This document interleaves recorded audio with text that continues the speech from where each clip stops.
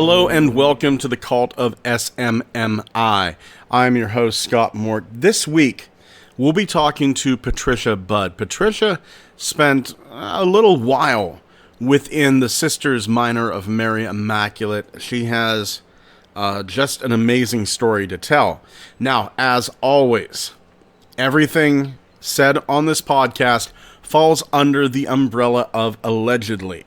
Mike Kovacs, any of the sisters that come on here, including Patricia Budd, any of the family members, these are their tales. I have no way of verifying them.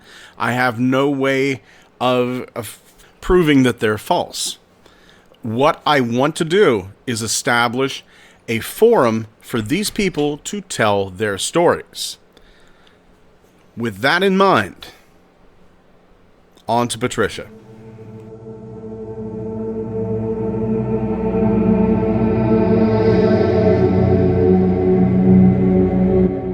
Please introduce yourself. Okay, so my name is actually Patricia Budd. I use Therese because that's my confirmation name. And I used it because when I was advocating for others, it was also during the time when the order was still active. So I had to protect myself, my identity. All right, and let's start right from the beginning. How did you end up within the order? What led to you being in there? Okay, well, it's very I first of all was a wannabe Catholic at age 11, and didn't become baptized until 13. So I had like a teenage conversion to the faith. It was because of my grandmother, her charity and her prayers and everything. I wanted to imitate her. And I also just felt like there was a calling.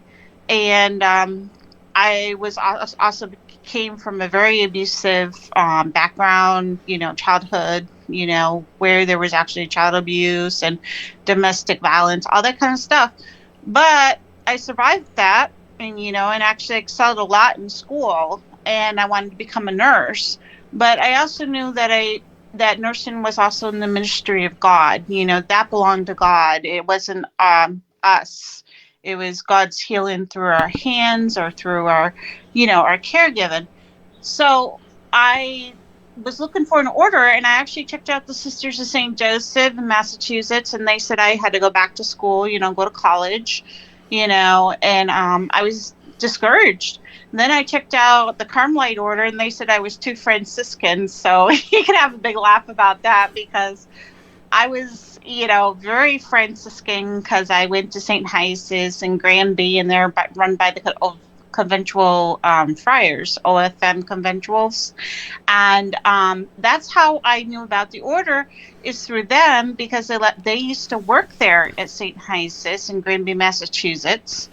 Until something happened where they had to leave, but they still put their flyers out. And I remember it was a blue flyer, and it was saying Eucharistic adoration, centered, Eucharist-centered, Marian, love St. Maximilian Kolbe, and the Therese, the little flower, St. Therese. These were all the things I was looking for.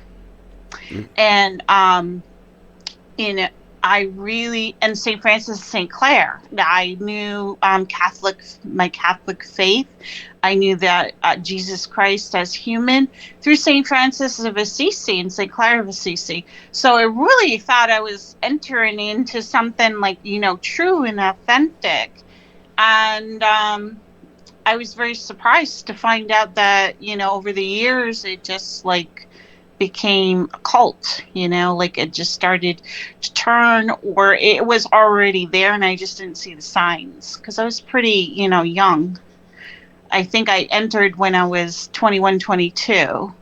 So it was very, very hard for me to see these things because I was very gullible, naive, whatever you want to call it.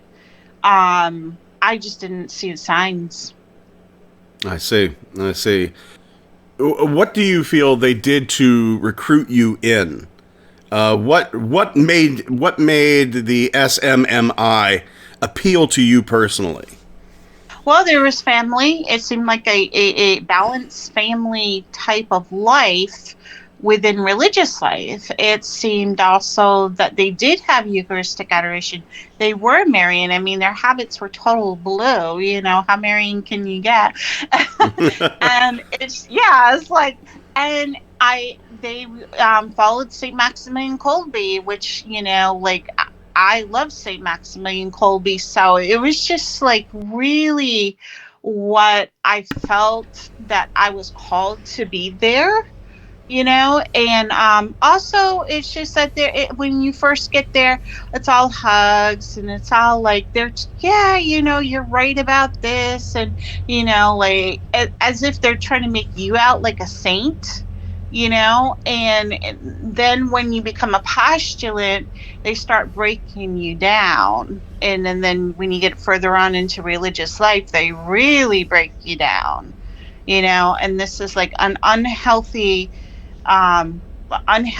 psychologically, spiritually, physically way of breaking down a human being. You know, this is like, I don't know, psychological warfare, you know, brainwashing, all kinds of things that they would do. But at first, they were sweet as pie. And see, when I entered, I had to go from Springfield, Massachusetts. Okay. I had to take a bus in the middle of the night because I worked the night shift. I was a CNA. So I took the bus. And then it was dark and I had to go cross to the train station. Well, there was a lot of crime in Springfield at that time.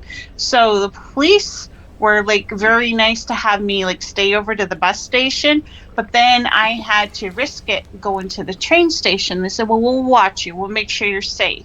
So they treated me like, because they knew I was going in the convent, because I told them. And so I really like risked my life just to enter.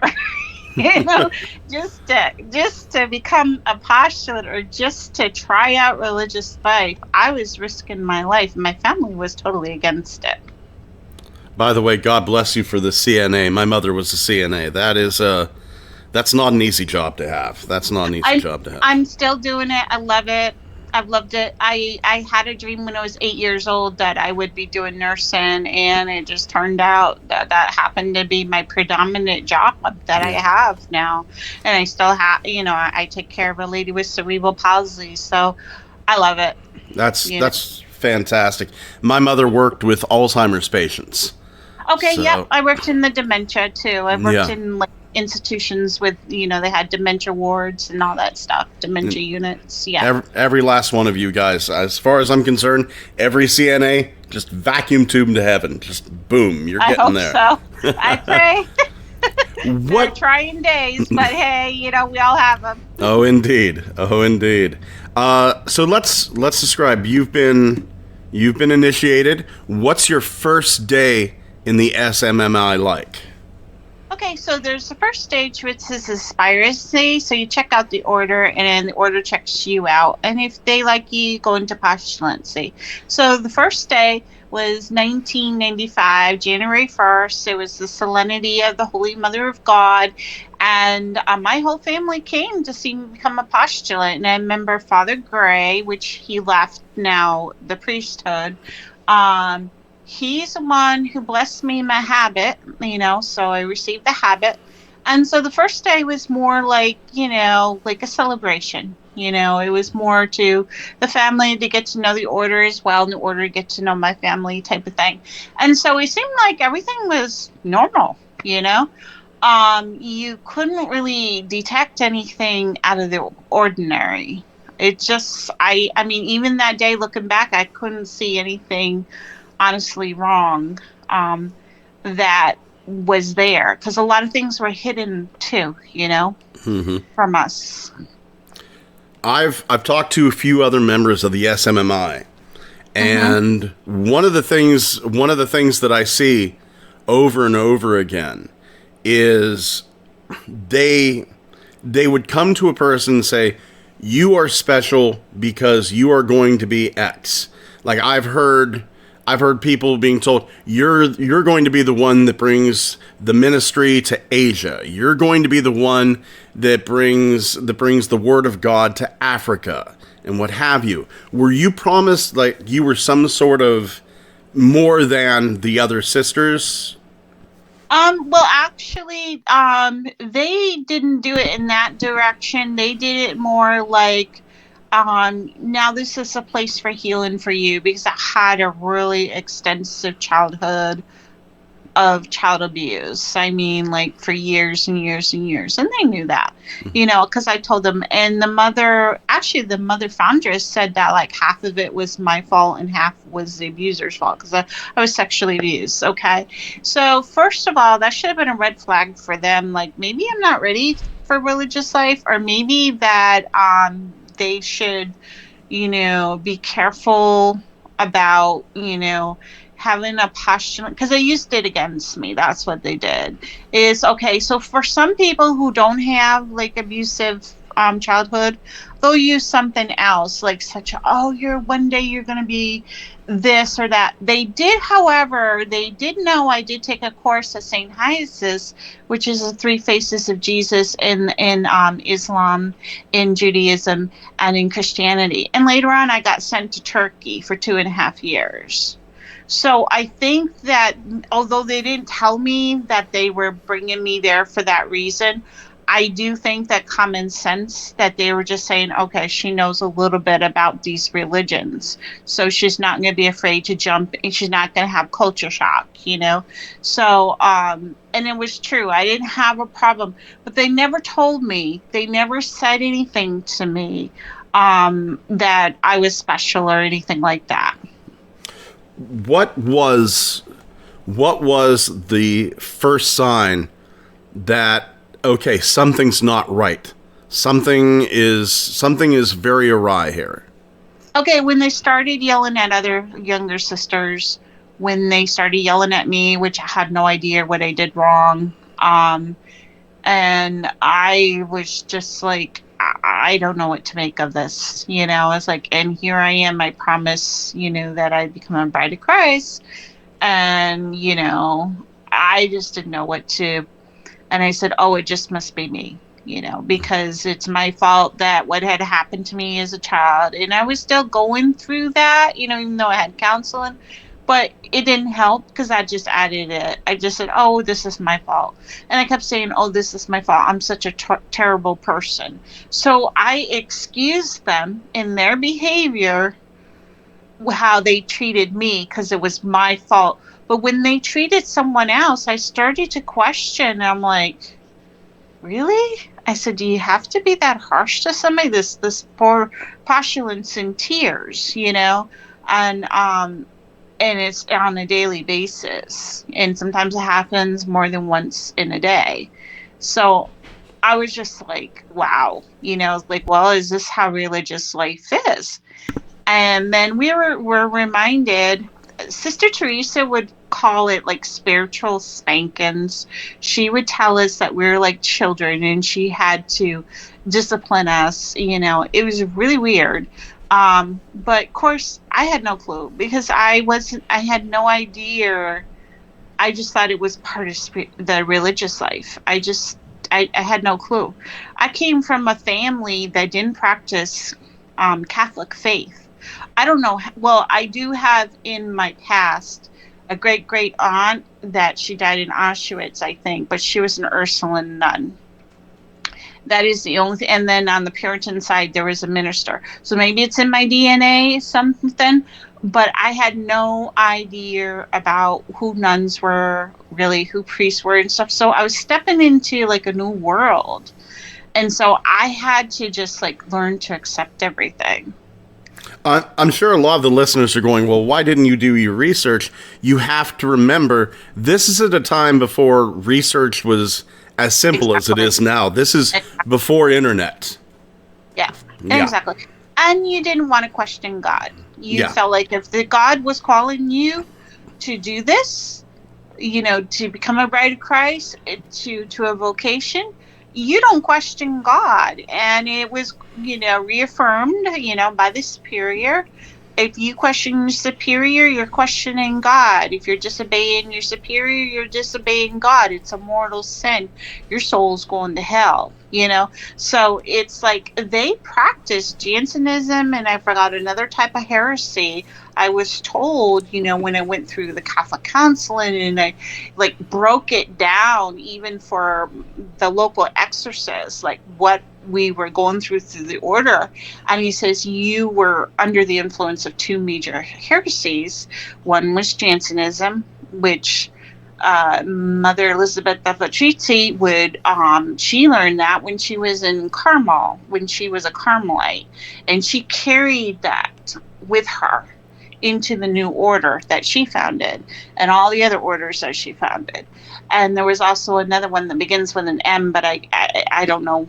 I have to research it again. But it was crazy. And I'm just like, and I was like, wait a minute, this is not the Jesus Christ I learned about at St. Hyacinth, you know, how St. Francis viewed Jesus. And she was more like, Jesus is like the just judge, and you know, you got to even be careful how much, you know. To this day, I was just peeling like what, potatoes, and I'm like, oh, you better peel it real thin, because if you don't, you're gonna pay for it in purgatory. You know what I mean? Yeah. And that is such a heavy cross to carry, you know. So they were training you to be their perfect ideology. It's like, it reminds me of the, like, in the times of Nazism. Okay, they were looking for the blue-eyed, blonde hair, German, you know, type of Aryan descent. That was it. They did not care about anybody else. So any characteristics that we had, they were wiping out. Our personalities were wiped out. Take me on it. Take me on the journey. You're in the order. You're starting to say, wait, these sisters are not being treated right. Take me on that journey from these sisters aren't being treated right to I need to get out of here, and I need to get out of here now. Okay, so I go into my novitiate. So we get flown over to Italy. And I remember the night before I go to Italy, I have motion sickness, so I need Dramamine. I kept telling them, please pick us some Dramamine, because if not, I'm going to throw up all over the plane, you know. And they were just like adamant that I don't know, by the prayers of Almighty God, that I'd be fine. I don't need any medicine. Okay, so the night before, I was having a major anxiety attack because they weren't going to give me any medicine, and I never flew. This is be the first time I flew, but I do have motion sickness because car rides, I get sick all the time. So I remember Teresa Kovacs. She was superior, my superior. She grabbed my arm. She said, stop playing games. I'm like, what game am I playing? I'm freaked out. I don't want to go to Italy, you know? And so she instead of consoling me, she was mad that I was rethinking about going to Italy. And but then I just, you know, I slept that night, or I didn't sleep. I don't remember really, because it's so long ago. But anyway, I wound up getting on the plane, and what did I do is start throwing up. How old are you at this time? I'm 20. I think I'm 21 or 22. Okay. I think maybe still 21. And of course I'm of age, and start throwing up. And she says, "Looks at the clouds." I get even worse. So by the time I get into Italy, I'm off the plane. There comes the mother vicar at the time, you know, and she's like, she's trying to transport me. I threw up in her vehicle. She was not too happy about that. I couldn't help it. I was sicker than a dog. And I, you know, I felt horrible, but what else are you supposed to do? So that was one of the indicators. So, okay, so I entered the novitiate in the United States, fly over to Italy. We had to learn Italian language, speak Italian, by the way, when we were postulants. So it was even harder and harder to have that true communication between your superior and just you. And you weren't allowed to talk to the other postulants. You weren't allowed to have friendships or anything like that. So you couldn't have, you know, anything like. So I go to Italy, and there we start the novitiate, and then so it's Sister Dolores, and she's really sweet and everything like that. And my novitiate was beautiful. It was a very time of growth. She was good. That was a good sister. I want to say that Sister Dolores was a great sister, and she really helped me through a lot of things. But when I became first profess, they put me in with this Sister Stella Marie, who thinks she's an actress or something like that. She winds up physically abusing me, imprisoning me, stealing my medications. So do you think that I thought that that was right? No, I didn't. And I really, she called me a daughter of a prostitute. I was like, how much more can I take this? So I call home, and it was weird. They locked me up, right? But they didn't take away the phone. And I said, well, I guess this is just their stupidity. So I call home, and I'm telling my family what's going on. They are so afraid. They're calling the Mother General. Now the Mother General and the Mother Vicar are speaking, like what's going on. And they didn't know that there was physical abuse. And so I had to live with this sister, and I had insecticide sprayed by a fourth grader into my airway because I was trying to protect his 2-year-old sister. This was after school program. 18 hours I was unconscious. They didn't check up on me.